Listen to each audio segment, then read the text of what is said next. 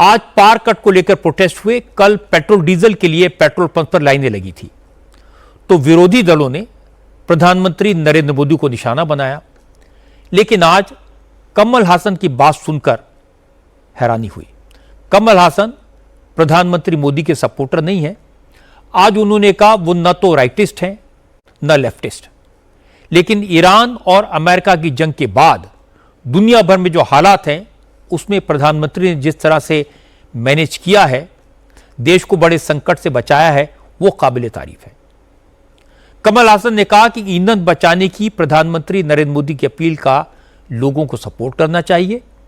इस वक्त राजनीतिक मतभेद भुलाकर सभी पार्टियों को सरकार के साथ, देश के साथ खड़ा होना पड़ेगा। More than 60 countries have already imposed energy saving rules.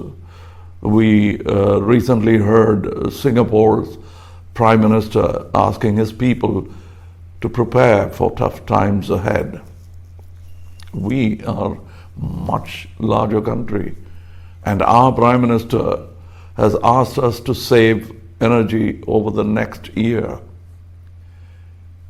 In moments like this, national responsibility must rise above party politics. As Mr. Vajpayee ji famously said, governments will come and go, but the nation shall remain.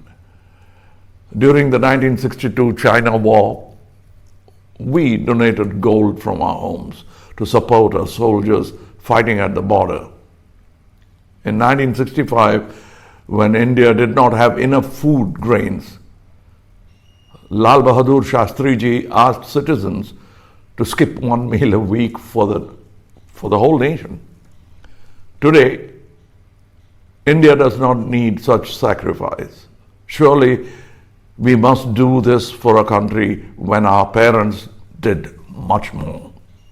Remember, every unit of energy saved today strengthens India tomorrow.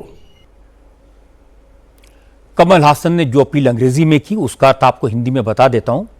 Kamal Haasan ने कहा कि middle east की crisis के कारण 60 से ज्यादा देशों ने ईंधन और फॉरेन करेंसी बचाने के लिए तरह तरह की पाबंदियां लगाई थी।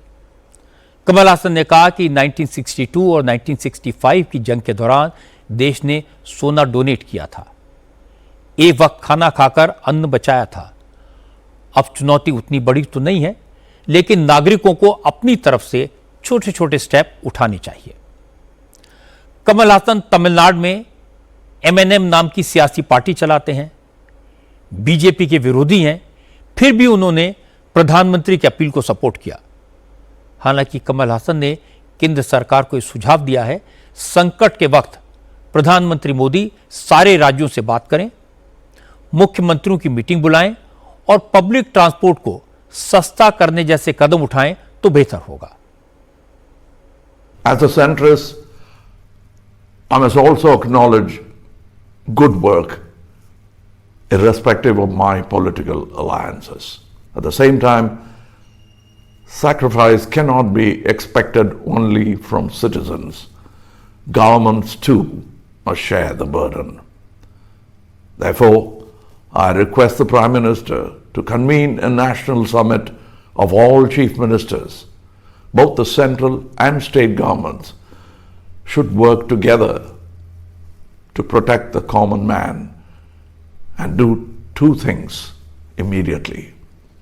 First, state taxes like VAT on petrol and diesel should be reduced. And secondly, train, metro and bus fares should also be reduced so that more people can shift away from private vehicles.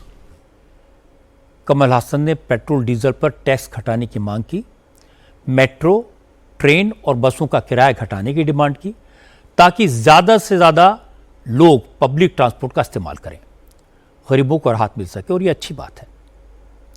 Kamal Haasan ने positive बात की, अच्छा सुझाव दिया कि public transport की कीमतें कम करनी चाहिए, पेट्रोल डीजल पर टैक्स घटाना चाहिए। अगर सब लोग इसी तरह से सुझाव दें तो रास्ता निकलेगा, लोगों को राहत मिलेगी, क्योंकि यह कोई सीक्रेट नहीं है कि ऑयल के दाम बढ़े हैं। थाली का खाना महंगा हो गया है, दूध की कीमतें बढ़ी हैं, रुपया कमजोर हुआ है, ये सब सच है। लेकिन ये भी सच है, ये संकट अमेरिका और ईरान की लड़ाई की वजह से पैदा हुआ, इसमें भारत का कोई कसूर नहीं है। हम ये भी नहीं कह सकते कि देश की जनता इस बात को नहीं समझती, सब समझते हैं। लोग तो बस ये चाहते हैं कि सरकार इस संकट को हैंडल करे और महंगाई और न बढ़े।